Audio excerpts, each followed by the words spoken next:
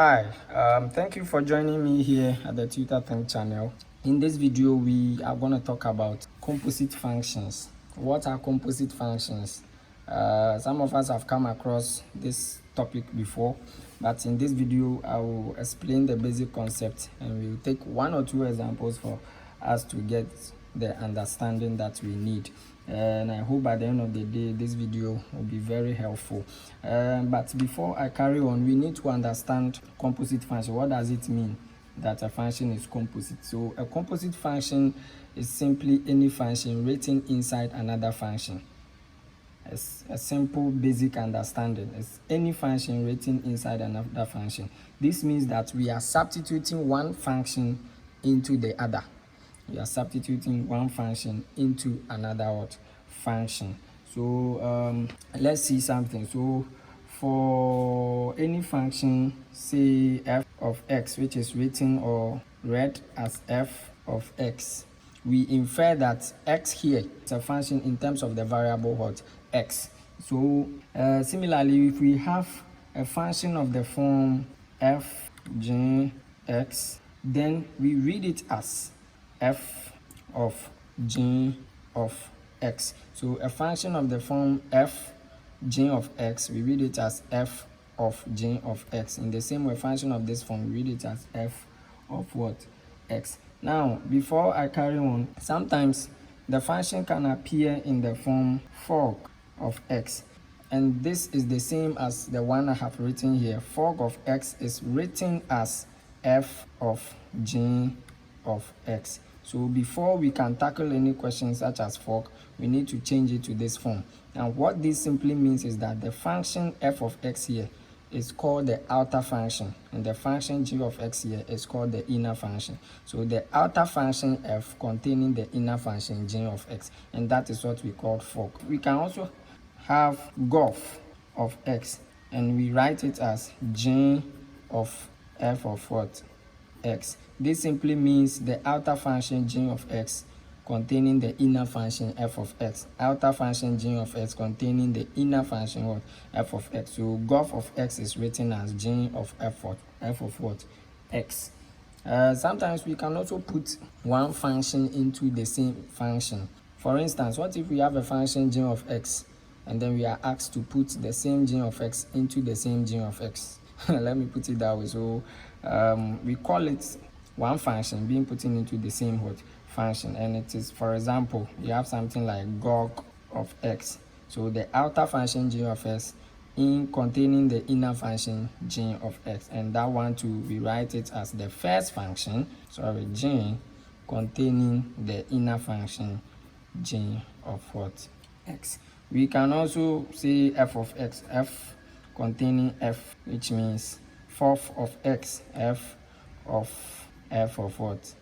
X. So it depends. Variables can be changed depending on the kind of question that you come across. You can see each, you can use another variable such as letter such as h, p, depending on the question given to you, but mostly these are the letters that we use, f and g. So the symbol of composite, the symbol is a small circle.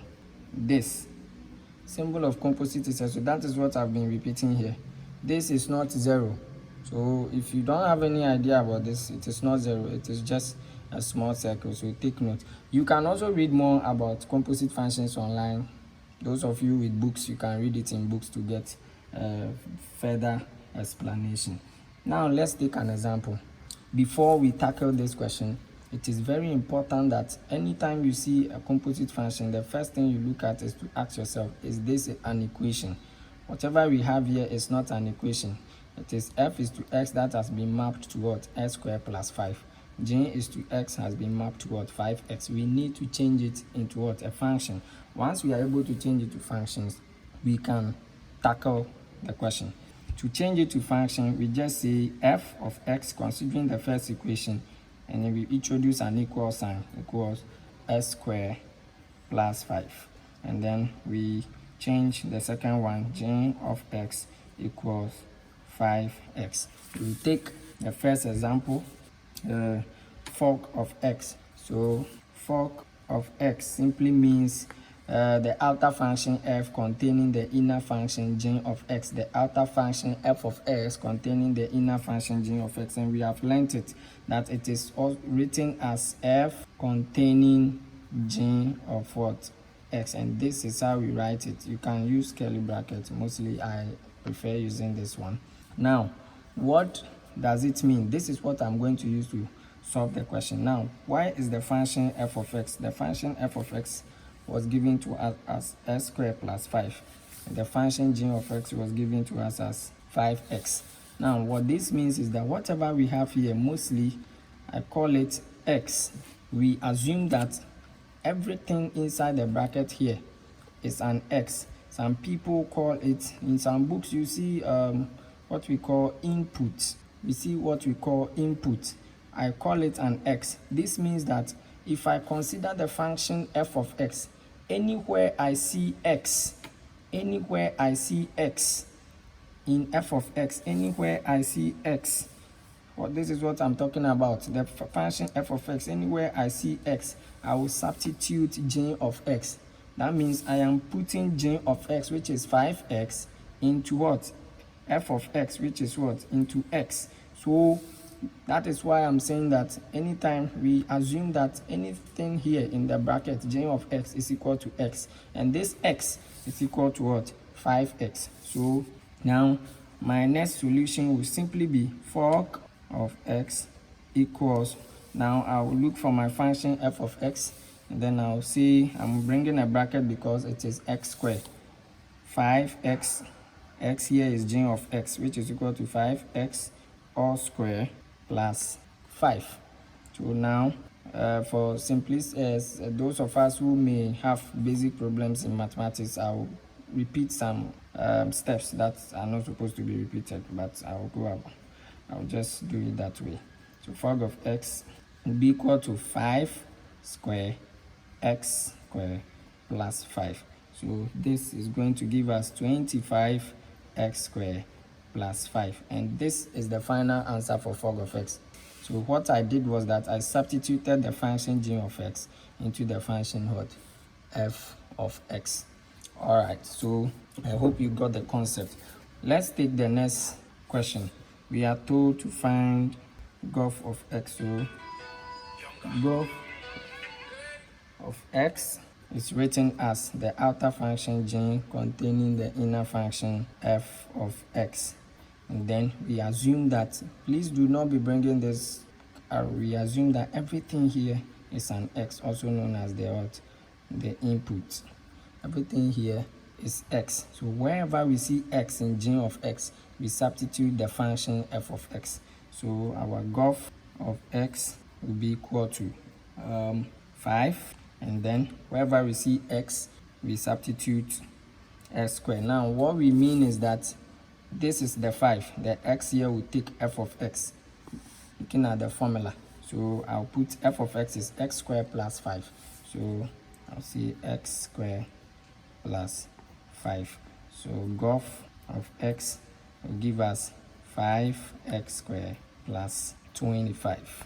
And that is our final answer. So 5 affecting everything. So now let's see if we can consider another example. So now the first step was that we change everything into a function. So we see f of x, the first one equals 1 out of x, and then g of x equals 2x minus 1 all over 3x plus 2. The first question given to us was to find fork of x. So fork of x equals the outer function f containing the inner function g of x. We assume that everything here is x. So wherever we see x in f of x, we substitute the whole function g of x. And remember that the whole function g of x is everything here. So now we are going to get fork of x equals 1 out of x here. So this is our x, so x now is this, out of 2x minus 1 out of 3x plus 2. And now since this is a single function, I'll put everything into brackets. We know basic mathematics. The next thing we need to do for us to get this simple, we just write it in this form: 1 divided by 2x minus 1. Most of us can do this, so there's no need, but I'm doing it for the sake of those of us that will have issues. For 3x plus 2, now we change this to multiplication. Then we have 1 times, we turn this one upside down, call the reciprocation. So we have 3x plus 2 out of 2x minus 1. So now we know that this is over 1. So now we can see that this is 1 times everything here, 1 times everything here. We are getting 3x plus 2 out of 2x minus 1. And this is called fork of what? X. And this is our final answer for the first example. Now, he said we should find GOG of x. GOG of x simply means we are putting in the g function, g of x function, into the same g of x function. So the outer function g of x containing the inner function g of x. So we write it as g into bracket g of x. And we know that everything here is standing for x, and x is equal to what? The function g of x, which was given to us. So now we can say that our GOG of x will be equal to, now what is the function? The function is 2x, and our x is g of x.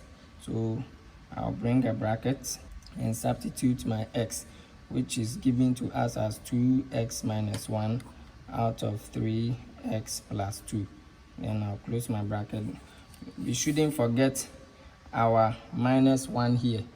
Our minus 1 here.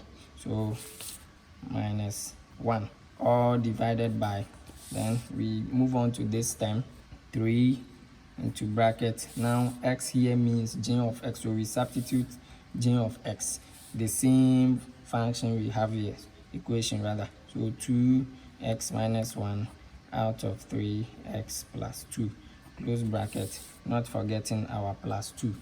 So plus 2. So now our GOG of x, now it's going to give us, now we can expand or open brackets. These two affect only the numerator, these three affect only the numerator. We all know. Those of us who don't know, I will do it. So we have 4x, this times this will give us 4x minus 2 out of 3x plus 2 minus 1. I can put everything here in brackets, and then divided by, we have 6x. This will affect only the numerator. The reason is this is over 1. This is over 1, if you are confused.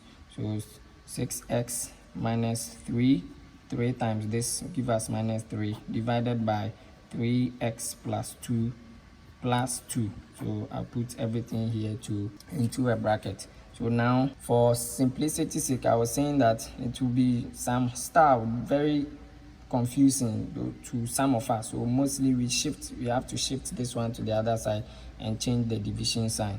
So we have something like 4x minus 2 all divided by 3x plus 2 minus 1.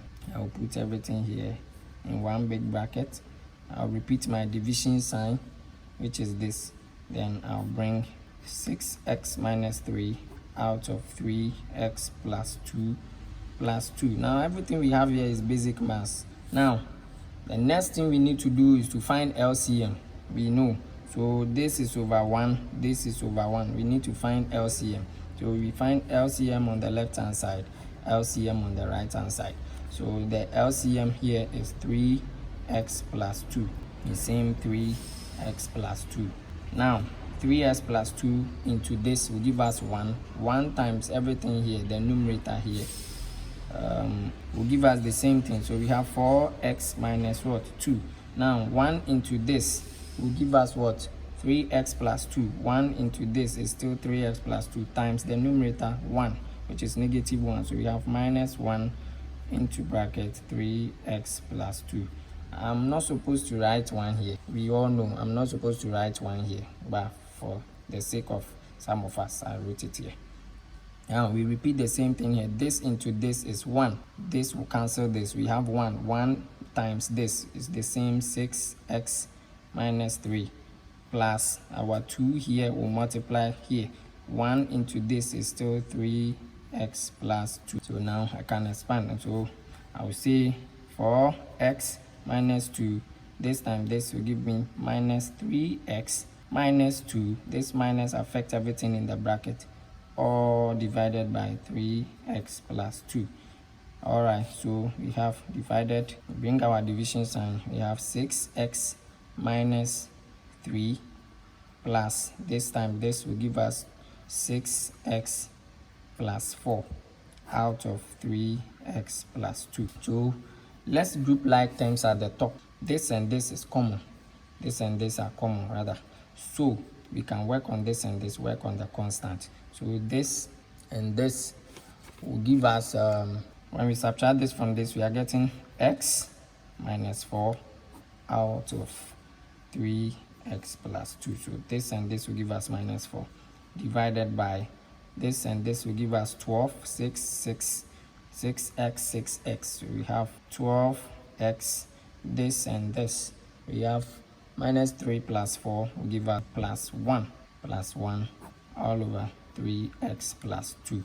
So the rest is simple. So we repeat the left side, x minus 4, 3x plus 2 times, then we reciprocate the right side, 3x plus 2 out of 12x plus 1. And then we know this is same as this, so we can take care of this. And then our log of x will give us x minus 4 times the 1 here is giving us the same thing out of 1 here times everything here. We have 12x plus 1, and this is our final answer. So it is very important that once you are solving, you take your time and make sure that every step that you solve, you check. In mathematics, that is the advice I give most of my friends when I'm teaching them. Every step that you take, you check if you have made an error. If not, you will make one mistake and it will run through. So thank you very much for watching this video. I hope this video has been helpful. I will take more examples. In the next video, we are going to take other examples under this same topic. And then in our third video, we would talk about the multiplication of composite functions and finding the inverse of a composite function.